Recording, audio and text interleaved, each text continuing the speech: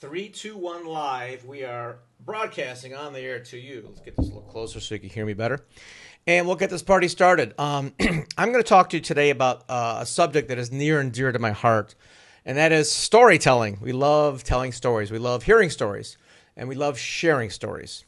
Now, some people are naturally gifted at storytelling, like a lot of my friends in the South and Texas. I'm hanging on the edge of my seat when I hear these people weave a story. It could be something simple about, taking out the garbage, but it's always very colorful and a little slower than what I'm used to, which has an element to it. But I want to talk to you about a few things today, and not something as typical as the hero's journey or story arcs. That's kind of known and typical. We'll cover that very small way. What I want to cover is something I read from a good friend of mine on his email blast, and it was brilliant stuff. So I'm going to borrow what he said. Here's the headline, okay? Here is an 11-word story worth $900 million. $900 million, okay? Can you guess what it is just from 11 words? Let's give it a shot. A plane crashes. The survivors are stranded on a mysterious island. You need more?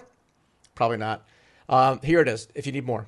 The island is beautiful, and so are the survivors.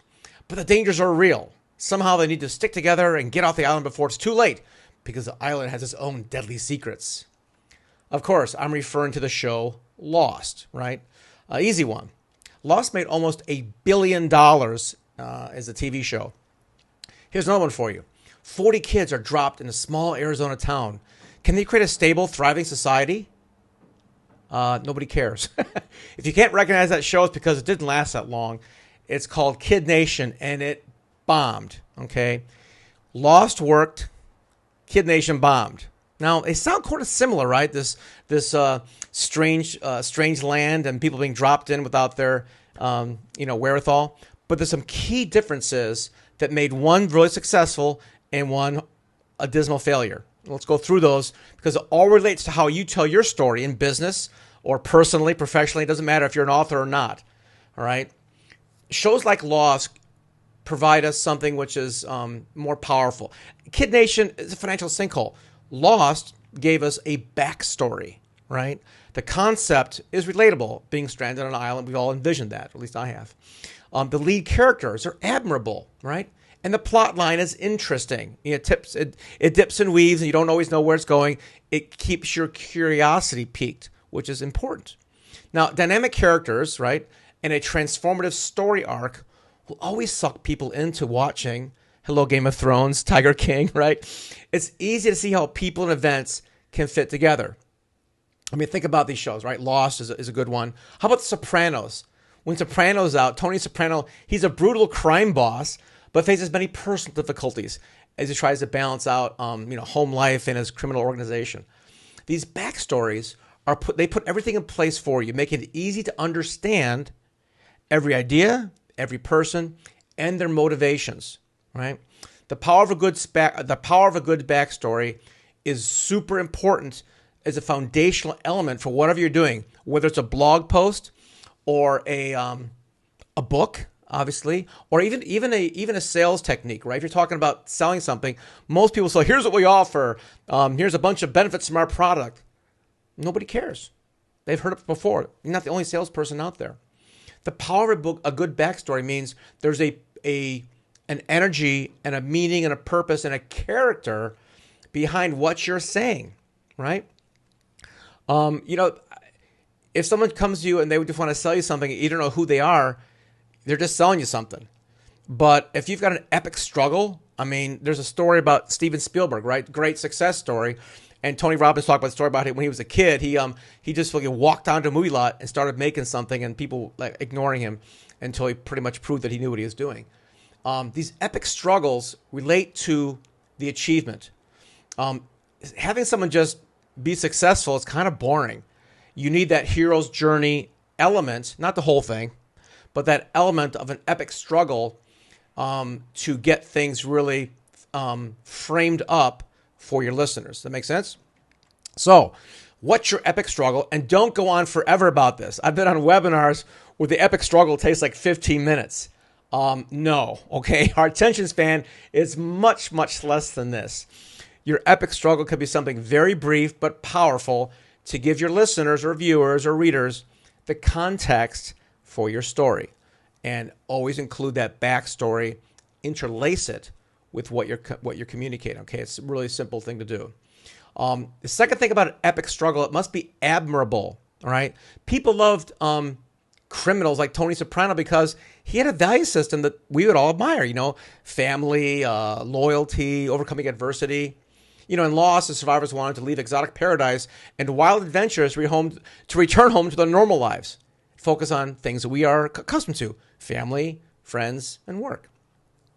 So you've got to be interesting, right? I mean, examples from my own life I'll save for another episode here, but for all intents and purposes, doesn't matter what you do, okay? You could be not even in sales. You could even be in customer service or operations, and you got to communicate an idea to somebody. You've got to motivate, influence, or persuade a fellow coworker to take on some new project or something that's uncomfortable or new to them. A quick story is always helpful. You know, giving bad news to somebody, an employee, never fun. You know, I'm going to have to fire you. What are you going to do? Well, let me first tell you about how I got fired once and blah, blah, blah. You kind of tell a quick story to soften the blow. So it can work in any situation, in business, personal life. Obviously, as an author, we love this because we love weaving stories and a backstory and a subplot inside of our books, whether they be fiction or nonfiction. And that's one key thing I'd like to share with my authors and business people out there who have books. Just giving your readers data and your unique selling proposition and your cool idea is not enough. Without a story, it's going to read like a textbook. And when was the last time you picked up a textbook, on purpose, with intention, because you had to finish it because you're curious about something? We don't do that. We go to Netflix to be entertained. We go to YouTube sometimes to be entertained, sometimes to learn something. We love a good story. So make sure you include a backstory with whatever you're doing. Make sure the components of your backstory include something being admirable, interesting, and have an epic struggle there, something dramatic. And like I said, I'll cover that on my next podcast, or whatever you call this thing. My next story hour, we'll talk about epic struggles and the ones that I experienced personally, and see how that relates to what I'm doing now. As well as I'd love to hear from some of you guys, right? So this is a short broadcast this week. I'd like to have on some new guests. I have slots available for pretty much all of my author clients, which could take up the next few years. But interspersed with these times, I'd love to hear from people who are not authors. If you've got an interesting story to tell or an interesting perspective on something, anything except coronavirus, I'm not going down that road. Unless you really have something that's interesting, it's not too controversial. Oh, hell with that. If it's controversial, I want to hear it. This is called Cocktails and Conversations, so have at it, right? It's okay. Not a cocktail. It's the best I can do today. So the point is, I'm looking for guests, and if you're watching this or watching it now or later, there'll be a link down below where it says bookme.name/Doug Crow, and I'll put it in the comments here for you to schedule a quick call with me, talk about your idea, your book, your business. Happy to put you on the show, and we'll have some fun, have a cocktail, and enjoy ourselves, and maybe spread some new ideas that people find interesting, or some ideas that people could actually use, which I'm going to cover a lot of that in the next few weeks, especially when it comes to authorship, storytelling, and basically influence, right? We want to influence others in a positive way, and that's not always easy when our brains are wired to go negative, right? Fight or flight. So I don't want you to fly away. I don't want you to fight. I want to pull the person into my concept, what I'm trying to convey here, and say, well, that's interesting. Wow, it comes through a story. So I'm not going to say become an author because you'll be famous. That's ridiculous.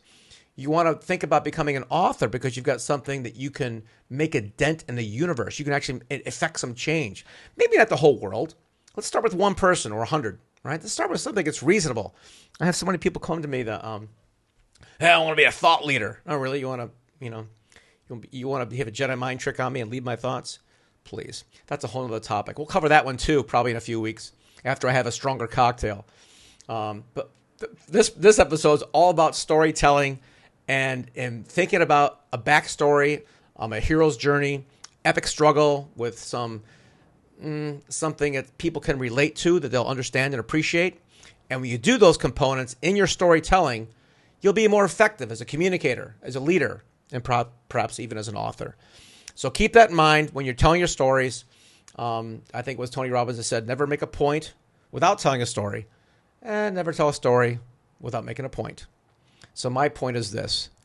You have a story to tell, and it's interesting. Believe me, I've spoken with hundreds of people, and I love what I do. I get the coolest people on to do books with us. And you may have a great idea for a book, and maybe you don't. But your story, your life experience, people probably want to hear about.